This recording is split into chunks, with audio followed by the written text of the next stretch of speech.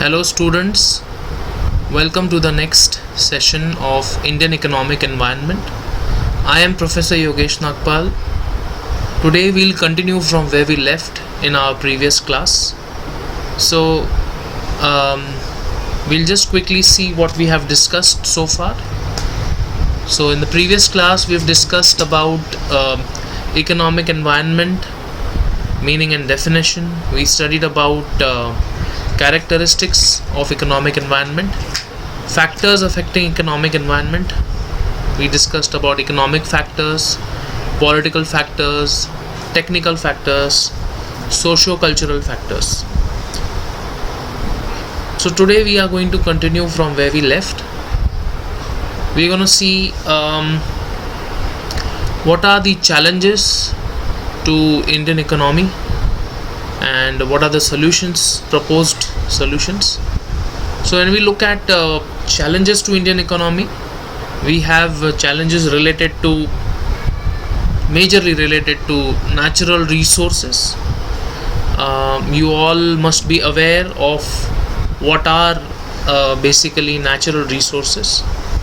Natural resources are nothing but any commodity or any object that is available naturally with us in our country, which is made available to us through nature. So whether it is coming through the ground, coming through the earth, to sea, river, that is what is called as natural resources. So the major challenge for Indian economy is natural resources. So there's a scarcity of these resources because these resources are not very easily available. So there is a shortage. There are rising prices. So you will see, if you are looking for any natural resources, then the prices keep rising. There are shortages of these natural resources, like water shortage. Water is such an important natural resource that we get from the help of the rain that we get. We collect rainwater. There are waters in the rivers, there are waters in the oceans. So there are many different methods to to collect your natural resources. So what are the solutions to prevent or reduce natural resource depletion? Now you understand the word depletion. By the word depletion means spoiling of natural resources or wastage of natural resources. So what are the solutions for this? One of the major proposed solutions includes reducing the usage of fossil fuels. Okay, so it means the fossil fuels that we are using, the energy resources that we are using, like coal, gas, oil and petroleum that we receive from the ground or from the sea bases. We need to reduce the usage of fossil fuels. This comes out as a solution for problem of or challenge of lack of natural resources. So we need to depend upon more of a natural fuel. So if you must be aware of solar energy, we must depend on solar energy. We must not use a lot of fossil fuels. Then keeping the water clean. Though there are many avenues to have water, we have options like rainwater harvesting. We have options like where we can store water, we can protect water, you can stop wastage of water, and whatever water is available, we need to maintain its cleanliness. So all these actions we'll have to take. This works as a solution for the natural resources challenge which India is facing. We need to preserve trees and forests. We need to avoid cutting of trees and demolishing of forests. You must have seen people nowadays cut trees. They are not preserving the forests. So this is what we need to protect. If we do that, we will be able to protect our natural resources. We must look at planting more number of trees. We must look at having natural ways of growing trees.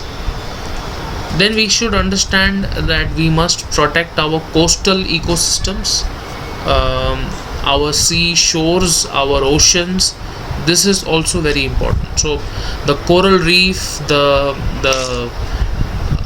natural resources that come from the sea must also be protected. So these are certain ways with the help of which we can have our natural resources saved. This will help, this will work as a solution to prevent or reduce the natural resource depletion. Depletion is something which means spoiling of natural resource. So we are facing this as a challenge, that natural resources are scarce. The prices of natural resources are rising, and there are shortages into different things like water. There is shortage of fuels. So we need to work on all of these things. So see to it that the fossil fuels are reduced. There's water cleaning, there's proper preservation of trees and forests, preservation of coastal ecosystem. Will not spoil the beaches, will not spoil the ocean. So all these things have to be taken care in order to protect our natural resources. Now the other challenge which Indian economy faces, it includes energy resources. Now very particularly I was talking about solar energy. So we are again talking about different energy resources. We are dependent on something called as coal. We are dependent on electricity. We are dependent on so much on different forms of power. Okay, so that the major challenges for Indian energy sector is that we do not have enough options available for us. There is not much investment also done in the Indian energy sector, and there is a lot of dependence on this fossil fuels. So most of our work happens with the help of fuels. So for your local transport, for regular citizens of the country, we require petrol, diesel, and for regular usage of cooking food, we need a cooking gas. For regular usage of oils, we are dependent on oils. So fossil fuels dependence is another challenge. Then there's a problem of transmission and distribution. So though we are able to produce some kind of energy, we are able to produce electricity, we are not able to reach out to all of them. Not all of our country is completely electrified, which means electrification, reachability of electricity is still a problem. We don't know how how to reach different locations in terms of reachability, in terms of making the electricity reach. Then free electricity to farmer and political giveaways. This is turning out majorly a challenge. We have to protect our farmer community. We have to see to it that they grow in a certain way, and politicians are taking an advantage by giving this as a free opportunity to the farmers. When farmers get free electricity, they get to work on the crop production, and ultimately they are serving the nation. So this is something where we can't have a control. It's a challenging situation.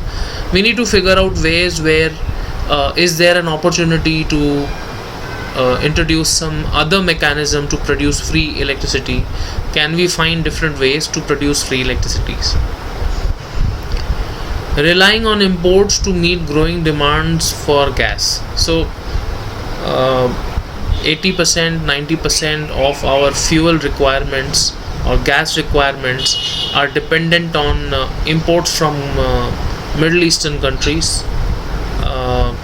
Our connections with countries like Iran, Iraq, the Saudi Arabia is helping us to get important petroleum products or gases, and that is too much of a challenge for our country. We are not able to produce something internally here in India, and that is coming out as a major challenge. Now when you look at electricity shortages, most of the industries, they require some form of energy. They require either electricity, they require coal, gas, some kind of a fuel they require, and if they are able to get this electricity for a longer duration, they'll be able to produce better. But what happens with industries is that there is a power outage, there is a power cut, electricity shortages. Industries want to work 24/7, so at some locations electricity is not available more than 12 or 10 hours. So this turns out to be a situation where there are shortages, and ultimately we are hurting the output of the industries. We are not allowing them to make business out of this situation. So there is an electricity shortage here. Energy poverty and inequality spreads. Now not see, electrification has reached to many locations, but there are still many locations which do not have power for 24 hours in a day, who do not have electricity. So they are very, very well aware that we are going to have electricity for say another 8 hours, 10 hours or 12 hours, and that is why there is an energy poverty, and there is an inequality between energy output. A city like Mumbai or city like Pune would demand 24/7 electricity, whereas a nearby village in Pune or a village in Mumbai might be getting little less power. So this electricity spread that we have is not equal, it is unequal, and this is turning out to be something as a challenge. Well, government has taken a few initiatives. You must have heard about ethanol as a concept. You must have heard about compressed natural gas, that is CNG. You must have heard how solar energy is being used in different forms. So yeah, government has taken a lot of initiatives to handle these challenges, but energy resources as a shortage is turning out to be a grave challenge for Indian economy. Then we talk about educational challenges. Now, education is an important provision for all of us in the country, and it is important to have education. So we can see that expenditure on education is turning out to be a complex situation for our country. Lack of funds, we don't have enough funds for education. We don't know what kind of an expenditure is being done on education. The higher education is expensive. We have population increasing day by day. The educational policies are also faulty. There are mistakes, and that's why you must have heard about the new education policy in 2020. So because there have been faulty educational policies, there is a problem of poverty and high fees. So we want to get educated, we want our people to be involved in getting educated, but high fees and lack of money is creating a problem. So these are the major challenges what education industry is facing. So government doesn't spend too much money on education. They don't have funds. Higher education becomes very expensive. Population increases, so the budgeting part takes a hit. There are mistakes in educational policies. Then there's high fees. People don't have money. every political party wants to be involved in education sector. You will see all the big names of political parties are there in education sector, and there's a lot of bureaucracy, there's a lot of politics that is going on. Indifferent attitude of rural population think that our economy is dependent on agriculture, and they don't trust that there is a need of education as such.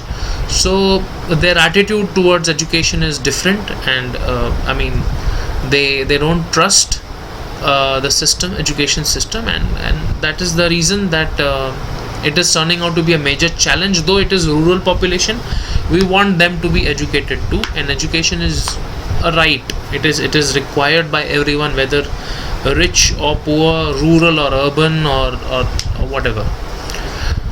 Capacity utilization, you will see we have huge infrastructure all across the country. We have big classrooms, we have big schools, we have everything, but the classrooms are not getting filled. We have a lot of dropout rates. Children join school and they don't complete their 10th standard. If they don't complete their 10th, they don't complete their 12th. Some stop their education, they don't go for graduation or a higher education. So the whole capacity that is available with our country is not being utilized to its full extent. And then we definitely have some economic difficulties, like reachability. If a village person has to reach to a college in the city, how will he manage to reach?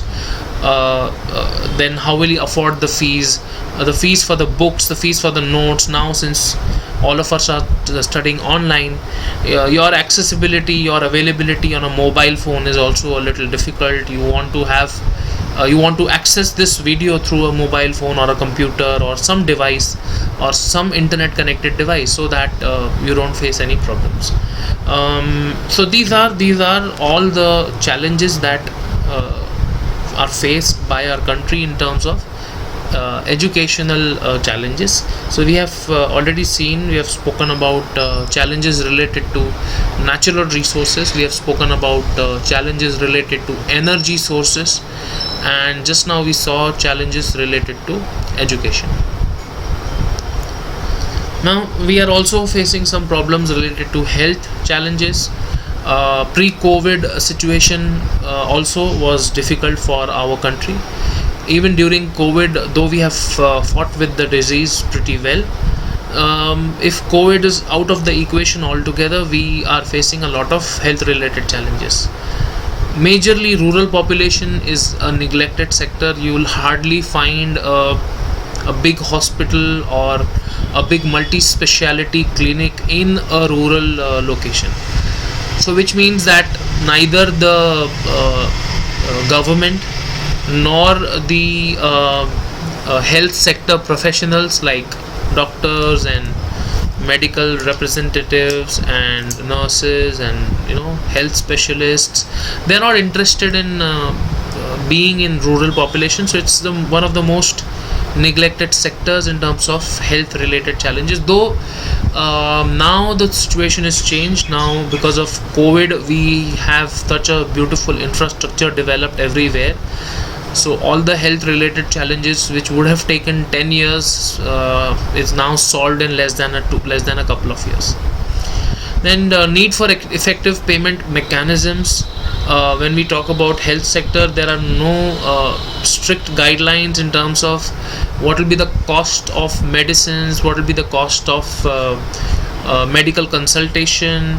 So each doctor is charging some different amount, each medicine company is charging a different amount for the similar composition. A paracetamol provided by a Combiflam, Anacin and a Saridon are all the same component but are available at 3 different prices. So there are no effective payment mechanisms, there is no standard pricing. Demand for basic primary healthcare and infrastructure is also not present, which means we require some basic primary healthcare. We require the daily running nose and the headaches and all those basic problems need to be solved. The basic infrastructure, vaccination of children and everything is also a problem. The pharmaceutical sector is growing. This turns out to be a challenge. The reason being Many and more companies coming in. There's a lot of competition for selling just one drug or one a chemical. So they are basically into providing products rather than medicines. So we are looking for solution, we are looking for a medicine, but they are here to give us the product. So that's a big problem. Medical devices sector is also underdeveloped. Many doctors do not even have the blood sugar testing machine, a blood pressure monitoring machine. These are very basic machines which are required in the medical health industry, which is not available with people. The living conditions are poorer. We live in a filthy environment. There's a lot of dust and dirt everywhere. There's a lot of garbage spread across on the roads. There's a lot of non-cleanliness. Though under the Swachh Bharat Abhiyan we have seen a lot of cleanliness happening, but still this turns out to be a problem. Then urban planning, which means not every city, not every town is planned in a certain manner. So lack of an urban planning is also hurting us. There are some fixed cities and towns which are planned. If you see, some of the cities near Mumbai are being planned now. Some of the cities near Pune are planned. A place like Raipur in Chhattisgarh is planned. So it is happening, but the requirement of urban planning is huge, and because of this it turns out to be a challenge. Revival of rural infrastructure and livelihood. We need to totally change the rural infrastructure, the reachability of the roads up to the health, like how will the health services reach the villages. Lack of awareness, people are not aware what kind of a disease do they have. Is there a cure available? People live with one particular disease throughout the life, and that is also a problem. So we are not able to cure. People die of very basic diseases like diabetes, like hypertension, blood pressure. These are heart related concerns, and very easily manageable, curable, but people are neglecting it. People are not interested in working on just small lifestyle changes because they are not aware. And there are further issues in healthcare system. There is a healthcare robbery that happens as soon as a hospital comes to know that you have some heart related issue. They try to charge a big amount, make a hole in your pocket. All these things also are a big challenge for our health sector in India. Then we have a lot of environmental challenges also. So there's a lot of population growth. We are reaching close to 150 crores, which is huge in terms of number. Poverty is still there. We are still a country where there are poor people. Agriculturally, many people are avoiding agriculture as an industry. They are coming back to urban locations, and which is hampering the agricultural growth. The farmers are not getting paid as well. These are some problems. Environmentally, we do not have water available. You can see there are unplanned or unexpected rains coming throughout the year, whether it is the month of May it is raining, month of June it is raining, the month of December it is raining, month of Jan it is raining, month of October it is raining. So we can't predict. The farmers are unable to predict when it's going to rain. So storms, winds, rains are hampering the agricultural growth. And then development and forests. Not all the forests are being protected across the world also. You must have heard about Australian bushfire. You must have heard about Amazon fire, Amazon forest fire. In India also, we are not able to protect our forests. Environmentally, we are burning them down, we are cutting them down, and this creates further problem environmentally as a challenge.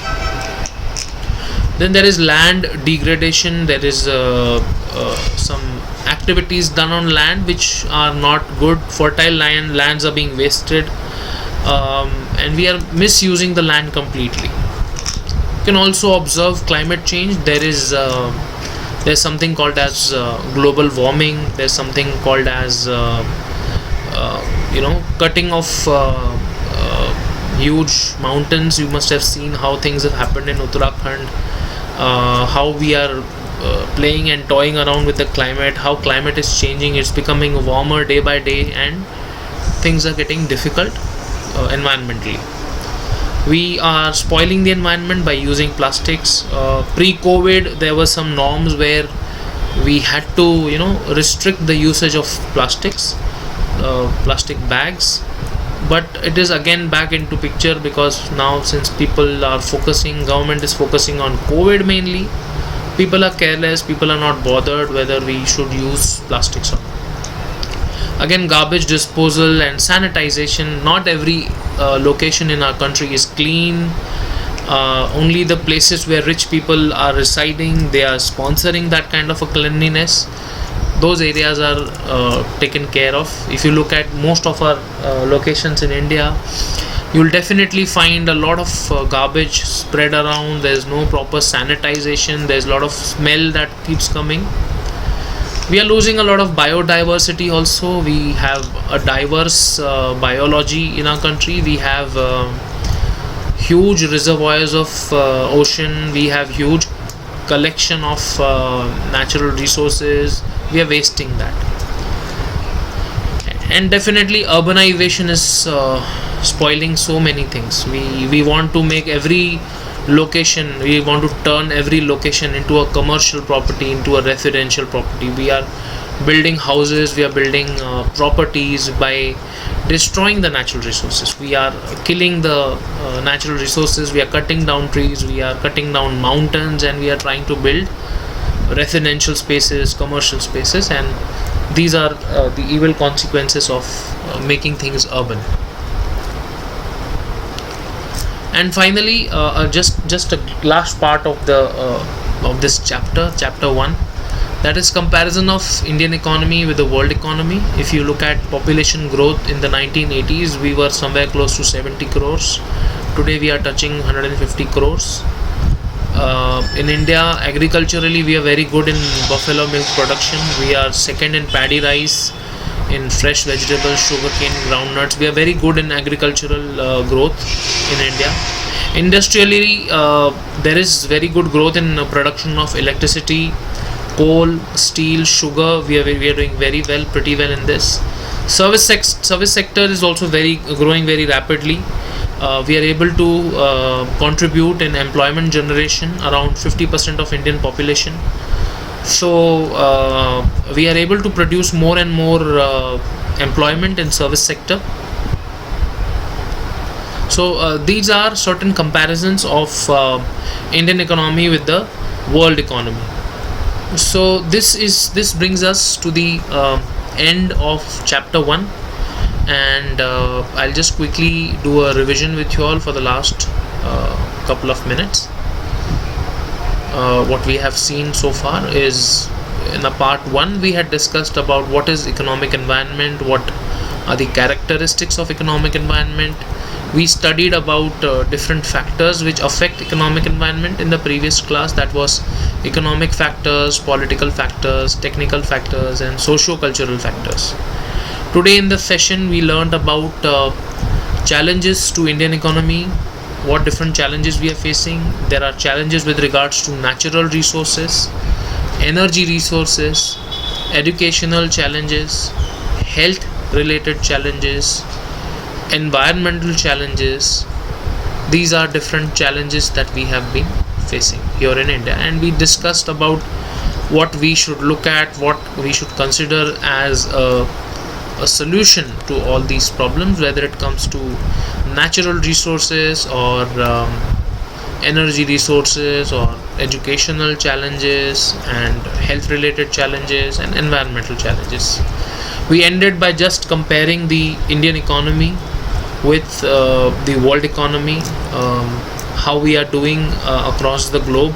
So We are growing in every sector. We are growing in agricultural sector, we are growing in industrial sector, service sector, and equally we are growing population wise. We are closing up to 150 crores in population, which is a huge number. It is predicted by another 10 years we may surpass even China, which is touching close to 180 crores of population, China being number one in terms of population growth. So for the next session we'll be moving to chapter 2 of this subject. In the next session we'll be talking about agricultural environment, to be very specific. What is the meaning, features, role of agriculture, rural entrepreneurship, recent trends in agriculture business. This is what we'll be discussing in the next session. Feel free to get in touch with me. I hope you have my email addresses. Thank you so much for listening to me carefully today. I'll see you in the next session. Thank you.